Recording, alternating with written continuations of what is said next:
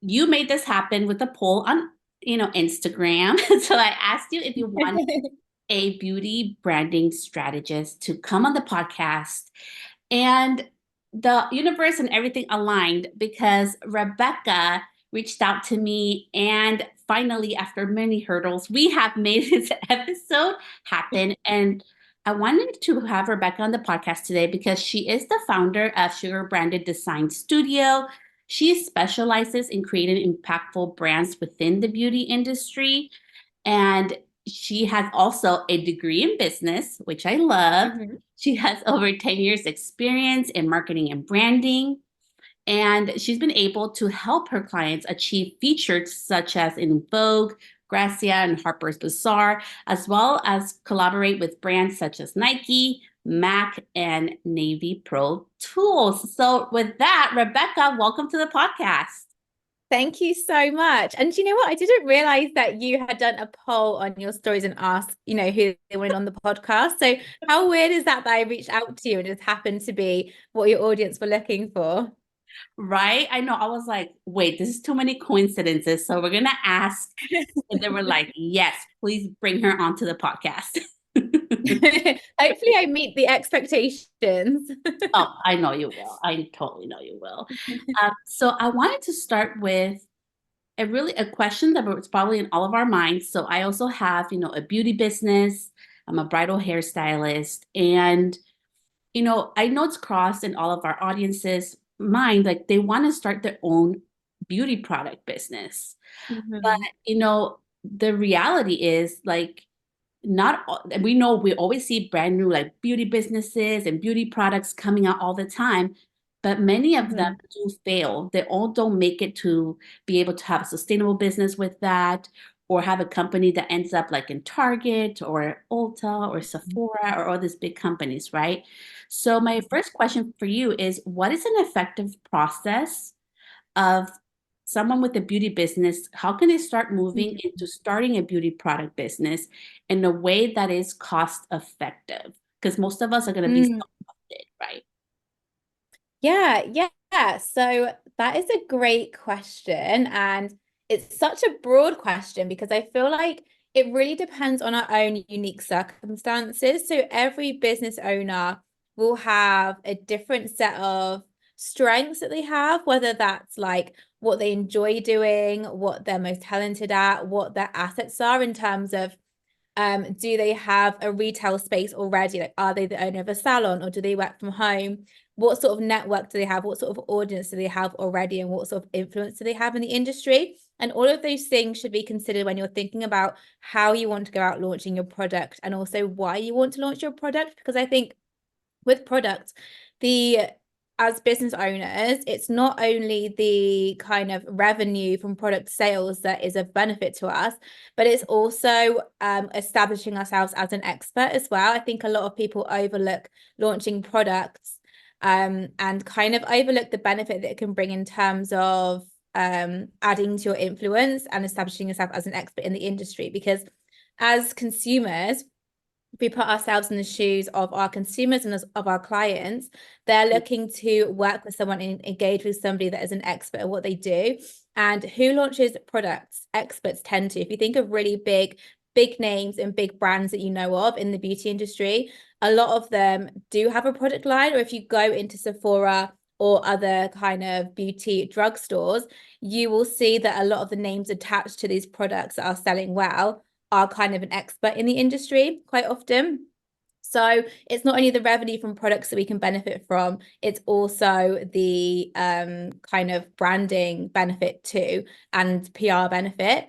So with that being said, obviously you need to decide why you're launching the products to begin with. And if you want to get huge sales and you're launching it as an additional income, then you need to think realistically about how much you want to invest in it. So you don't always have to start your product from scratch. You don't have to create your own formulations from scratch. You can go into a white labeling agency that will basically have a catalog of products that you can choose from, and you can put your own branding on it. And there's nothing wrong with that. Even massive brands do that as well. And I think that's something that small business owners aren't always aware of. You don't have to put down that massive initial investment to start a product line. you mentioned that because in 2020, so I went to go look at this certain brand and I found the manufacturer so I could create my own beauty product because I wanted it to be Mm-hmm. clean. Okay, but the investment was like an $8,000 investment. And Mm-hmm. yeah, and that's a big investment. And during, I mean, it was during Mm-hmm. 2020, so I did not know what was going to end up happening. So I ended up choosing not to do that investment because it was Mm-hmm. too big. But like you say, there are companies that are more, price friendly. They may have Mm-hmm. qualifications that I wanted from a clean beauty product, right? And that took a lot of research and a lot of time. So with what you just said, we're going to go back in this questions episode because Mm-hmm. talk about what you really like struck out to me, which is very true. It's Mm-hmm. not just about like, how do I get the product and get it out there, right? We need to establish ourselves as an expert because people buy from experts. So, can you talk a little Mm-hmm. bit more about that? So, if you're a beauty business, you're like, okay, my plan in the future is to launch a beauty product. How can they start establishing themselves as an expert in their field? Yeah, so I guess in the first instance, you want to make sure that you have a strong brand to begin with. So for one, that you're understanding who your target audience are and who it is that you are going to become raving fans of what you do. So as beauty business owners, sometimes, especially when we first get into the industry, we might assume that we're serving everyone. Like say if you're a makeup artist, you might think, yeah, I do bridal, I do fashion, will do like your birthday makeup, like I do everything for everyone. But kind of what you want to do is get a really good idea of who you can serve the best, because when we can over deliver on people's expectations of us, that's when they become raving fans of what we do and they can be more willing to buy into products that we launch, for example, maybe courses that we're doing, events that we're hosting. If we have a podcast, they're more likely to engage with that and share that. So we want to be firstly creating a brand that aligns with a specific group of people that we can exceed their expectations of. And part of the power of branding, especially thinking about our brand visuals, is a way of communicating what we do and what we offer and how we do it to the right people. And if we actually put thought and strategy into our branding, that's a really effective tool to attract our tribe to us. And I think this is a really good thing to get sorted before you think about launching a product, because you're not going to be able to, you're not going to have that strong foundation of trust and respect and recognition to be able to sell a product. So it's really important that you get your brand foundations, brand visuals, and brand strategy sorted first before you go ahead and launch a product, I would say. Yeah, I love that. So pretty much like you need to know straight up. We've talked about this before, and you can listen to there was another episode that we did. It was about starting a Shopify store, which we dove a little bit deeper into this, that you need to know exactly who you're talking to and really be focused on that. You have a very clear vision before you even go into like, okay, I want to start my own beauty product. So let's say, okay, she has that person has they have their whole brand, like their ideal client avatar, their branding, everything, some point, they're attracting the right clientele to their business. So I love how you say this. It's not like, okay, I got a product and here you go, guys, come buy it from me, right? It's a Yeah. whole strategy of how am I going to start introducing this product? And I know because, I know my industry very well. They get scared of sharing behind the scenes, like, oh my gosh, if I share them starting this product, X Yeah. person is going to go copy me. So, how can Yeah. you some amazing things and tips that you can give us from your own experience into removing that like hurdle for many of them of like that limited thinking that, oh my gosh, people are going to copy me? Yeah, so I guess this is like kind of a mindset thing. So right now I'm talking from my experience as a business owner, because every single business owner has probably felt this at some point with anything they're doing. If you're having a new marketing technique you're doing, or new social media post that you're so excited to share, like we always have this inner feeling that like, what if our competitors are going to copy us? But I think for me, what I try to remind myself is, how many people have I been inspired by that I have seen have amazing ideas that I would love to do? Like, have I actually gone and copied any of them? And even if I were to copy their idea, would I actually be able to make it work? I don't know, because once when you're confident in your abilities and you have a bit of time in business, what you'll come to realize is that we're all bringing our unique approach to what we do, and a lot of work goes into every single thing that we do. So even if you launched a product, you would know how much research it took to put into that, how many like contacts you probably had to have, how many podcast episodes you've listened to be able to launch that product. Is anyone realistically going to be able to replicate that whole thing just because they've seen you launch a product and they're going to be able to go and do it? The reality is probably not. So for one, I would say don't be scared of launching a product because you think someone's going to copy you. And even if you are scared, don't let that kind of stop you from doing it, because the only way to fail is by not doing something. So regardless if someone's going to copy you or not, you have to go and launch that product and just make a start. But the one thing that I would say is that, and this kind of fine tunes into the process of launching a product as well, is don't feel like once you've launched a product or once you have this idea of a product you want to launch, that you have to buy all the stock and then you're going to start promoting it to everyone. How about think about starting small? And what I mean by starting small is doing a bit of research with your clients. So if you're working with a client, start asking them questions like, what do they like about the products they currently use? What do they not like about the products they currently use? Maybe trial some things out. So say if you're like a nail technician, for example, and you want to launch like a hand skincare range, like maybe try making scrubs like at home, for example, and trying that on your clients and seeing what their response is. Think about how that actually fits within your routine as a manicurist or as a nail technician, and then start building out your product from there. So you don't have to go all in and invest £8,000 in a product that you actually haven't thought out or done the research into. Just start really small, and then that will also give you confidence to realize that you already actually do have a client base there that's willing to buy from you, like i.e. your clients of your beauty business at the moment. Some of my most successful clients, that is their biggest client base. They sell to their current clients. So, and that's like a very private internal market that you've got. If you're scared about sharing your product far and wide because you're worried someone's going to copy you, just start small in your like internal network and start selling from there.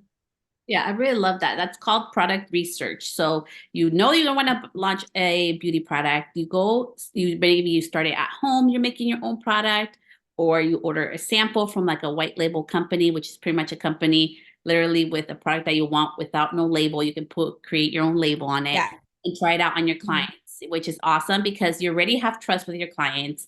Your clients trust Mhm. you, so they're gonna give you the best feedback out there rather than having Yeah. strangers, right? Like, hey, do you like this? Yeah. And they're really honest. Like I always love trying even new products that like I use in the salon or new color lines. And they'll tell me, I love this, I hated this part. It's just like an amazing way to communicate and really do that research. So I really love that you say that. Okay, so Yeah. in talking about beauty products, what are some regulations that we should consider? I know that you are in the UK and we're in the States, but how do we research that, right? Because there are legalities with that as well. Yeah. Yeah. And I have a bit of a story time about this topic. So before I had this is actually how I semi got into having my branding studio, Sugar Branded. So before that, I actually had a hair product line. It was like a natural hair oils line. It was all completely natural, like no chemicals or anything like that. And it was doing quite well.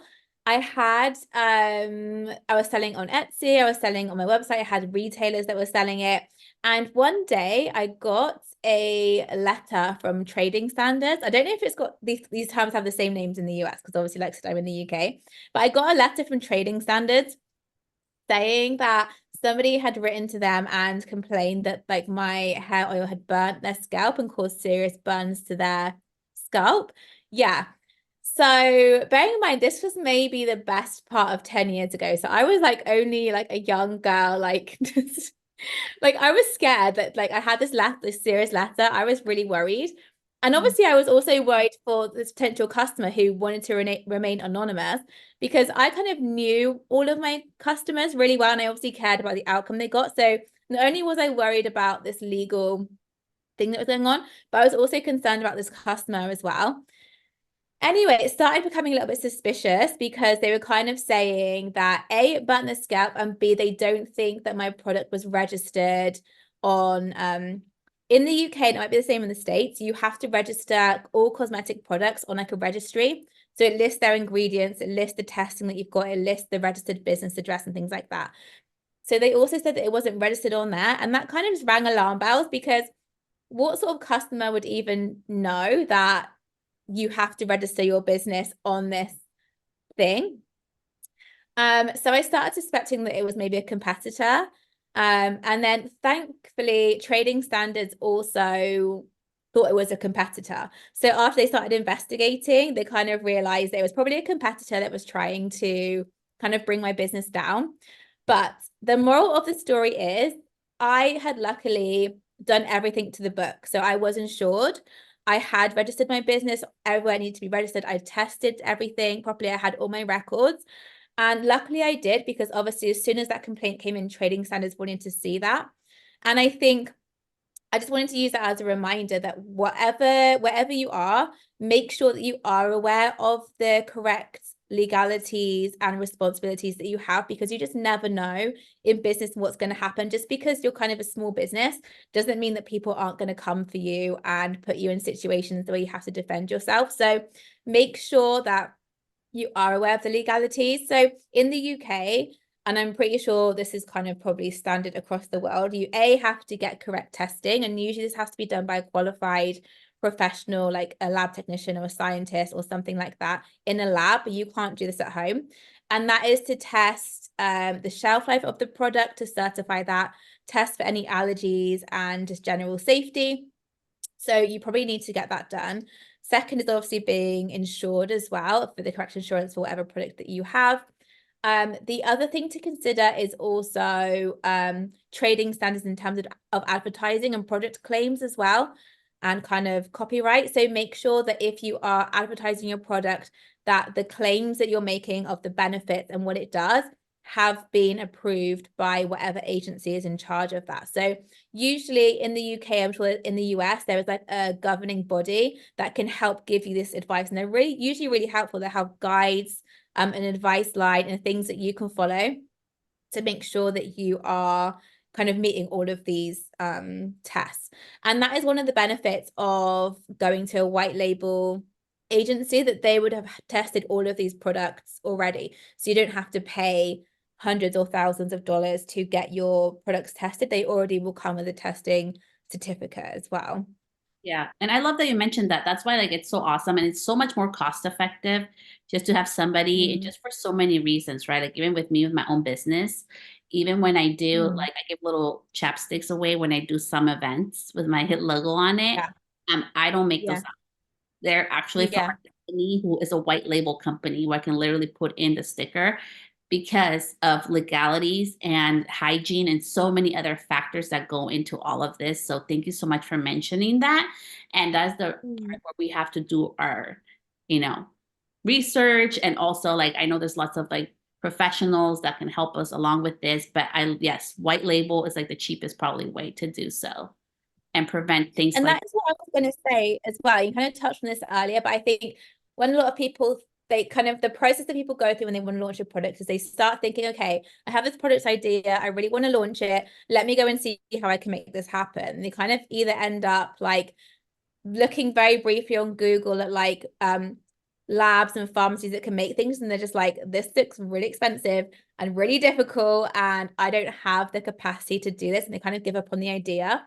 But what I want to kind of emphasize is that there is a solution for everybody. So I have clients that work with white label companies that literally can order like 10 units at a time, which is super, super low, but that's so affordable. And there are places that can do that. So don't give up looking. Like if you want to launch a product and you want to do it on like a low quantity basis, keep looking. You can even, there's like particular coaches that can help you with this, sourcing like consultants that can help you do this.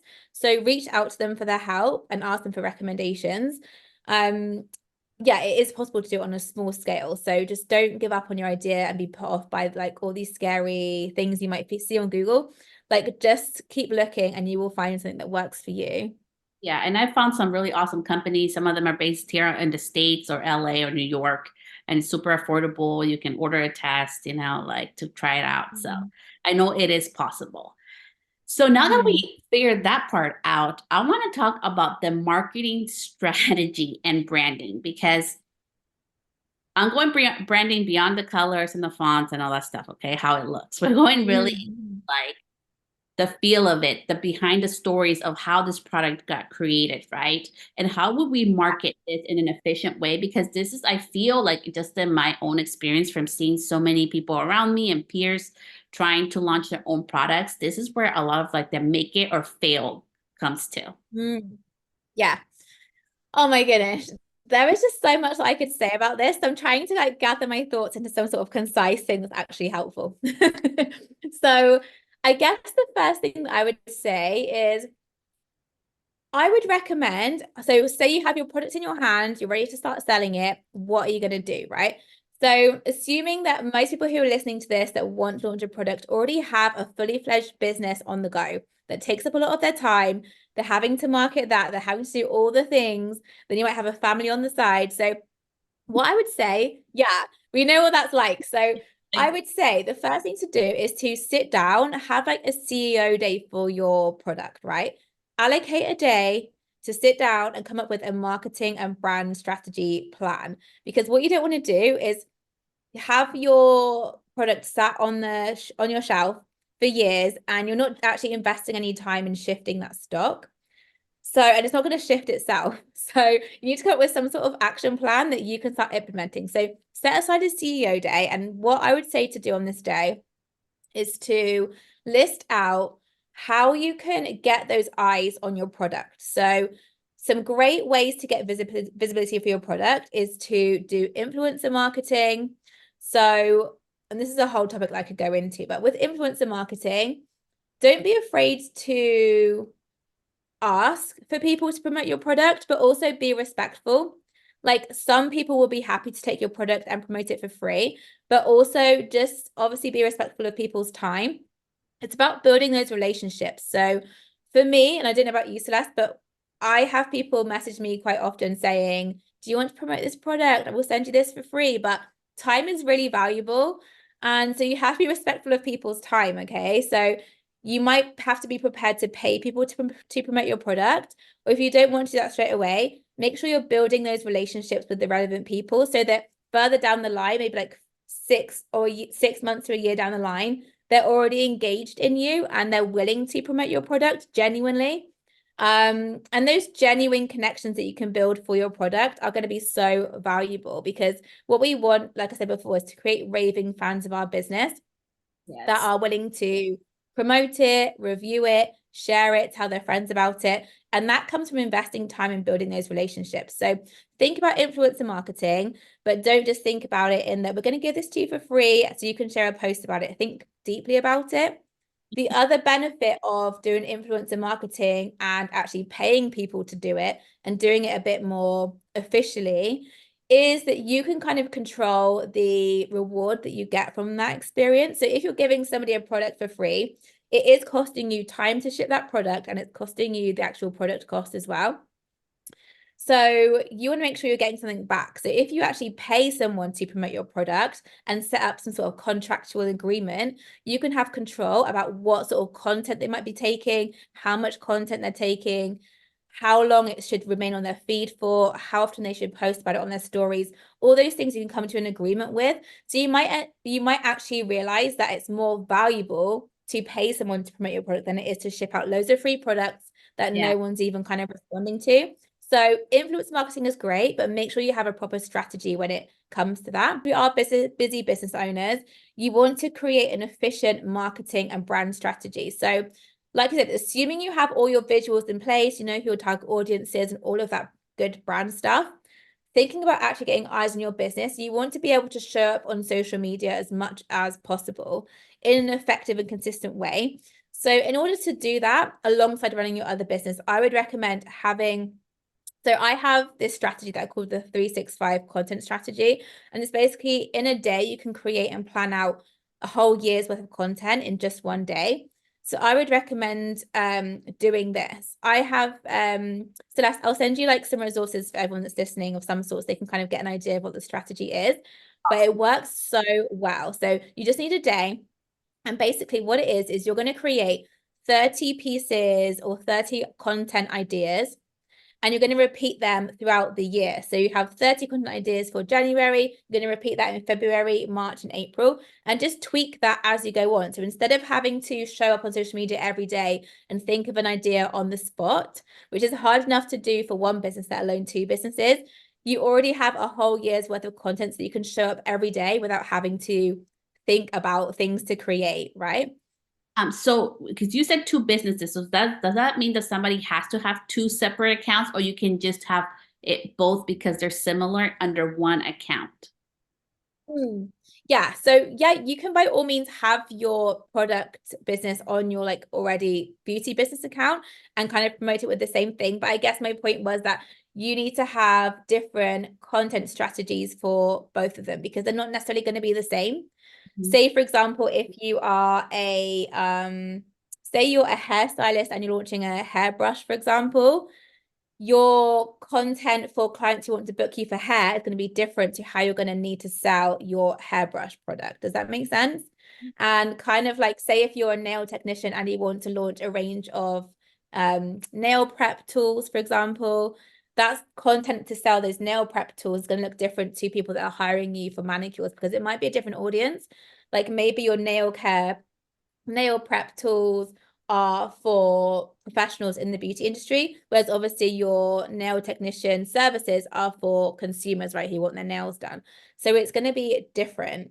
You can have some crossover. Obviously, say, for example, if you're doing a hair tutorial for people to try at home, obviously you can feature your hairbrush in that tutorial. That's great.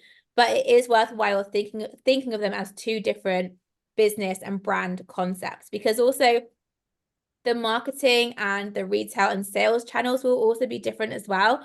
Because say, for example, you in your salon, people are booking in through your online booking system and word of mouth in terms of that. And they also are repeat clients. So you're not always having to get those new clients in.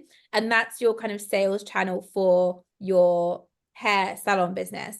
So how are you going to start getting those clients in and sales in for your product now? That's a different sales channel. Like you might want to get into a store, a physical store. You might want to be sold by other salons. You might want to go to expos and sell your product there. So it's kind of a different approach. So in that sense, they're different businesses, not to say they can't have some sort of crossover. And that's Yeah. why you need to think about a separate strategy for your product business too. Yeah, and just into what Rebecca is saying, I'm just saying it from my own experience because I've been doing this since 2017. Okay, nobody told me this, but I know this. It's really a lot more work when you fuse two businesses to one.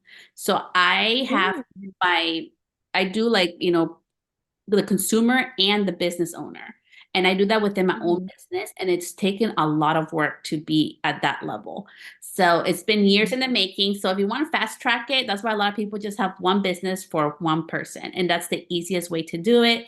There is a strategy behind doing it under one account, but it does take longer. Yeah.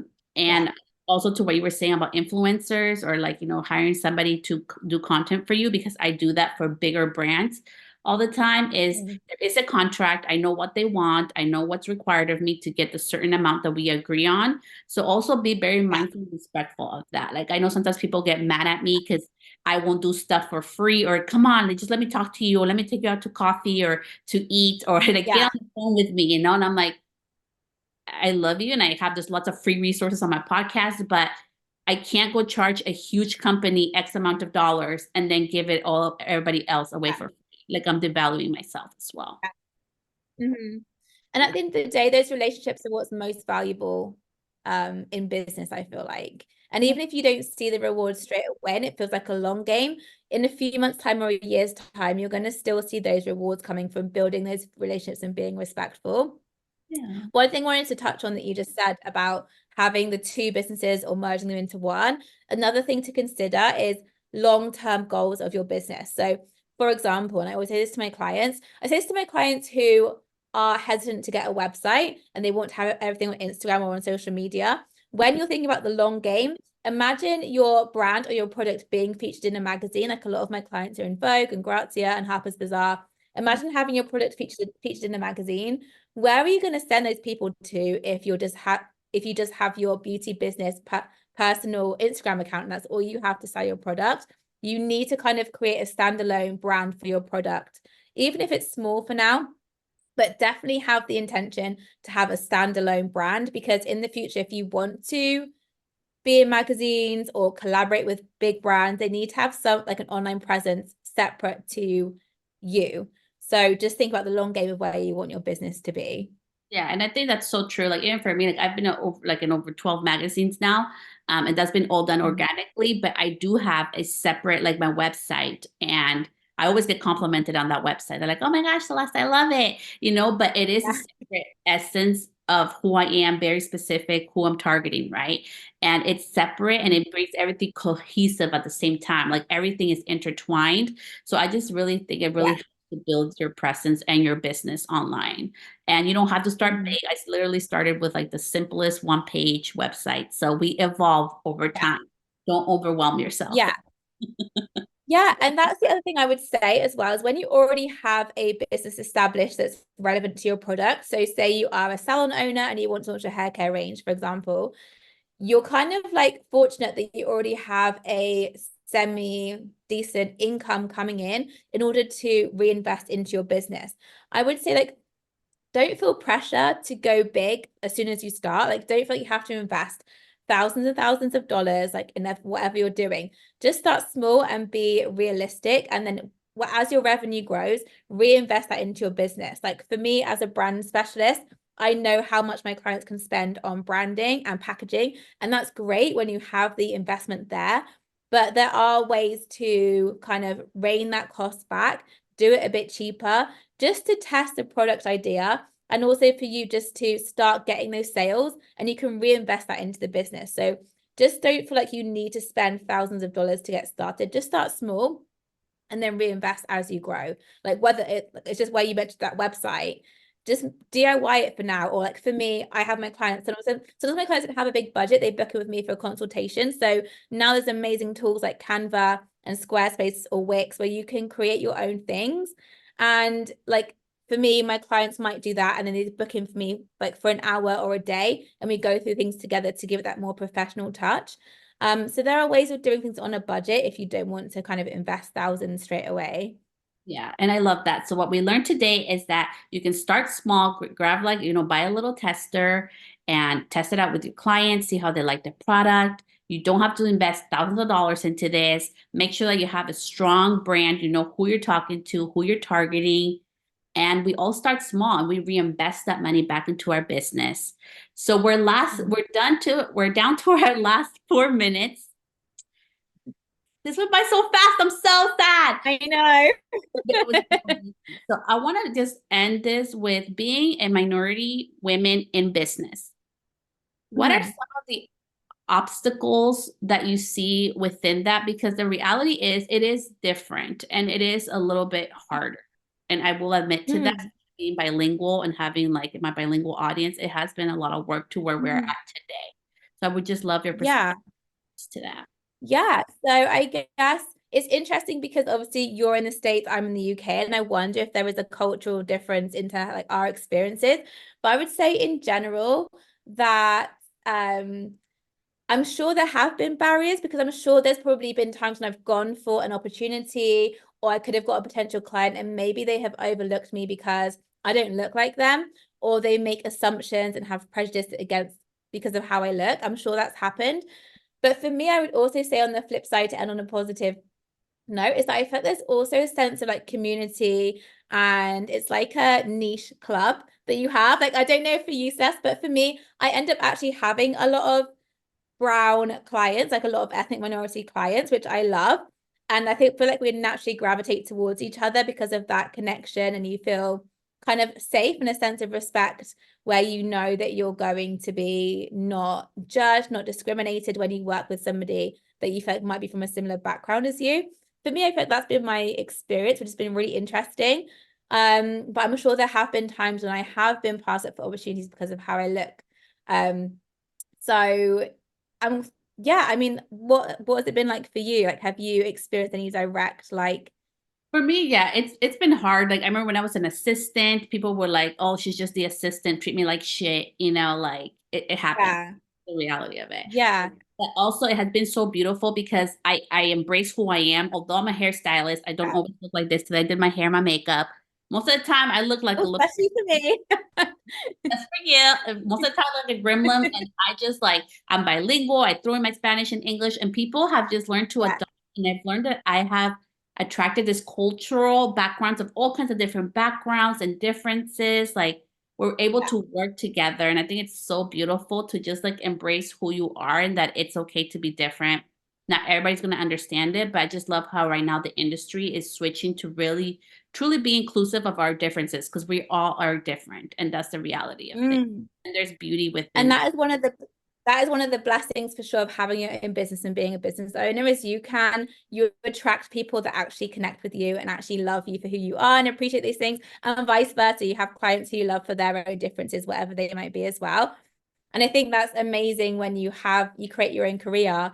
Obviously, if you're in the workspace, you're much more vulnerable and susceptible to having those experiences like you've had in the past. I've had them in the past, definitely outside of business for sure. But yeah, that's definitely one of the blessings of having your own business. You really attract your tribe that love you and you kind of love them as well. I love that. Rebecca, thank you so much for being on the podcast. Where can people connect with you? Let us know where we can find you. Yeah, sure. So I'm on Instagram at sugarbranded. My website is www.sugarbranded.com.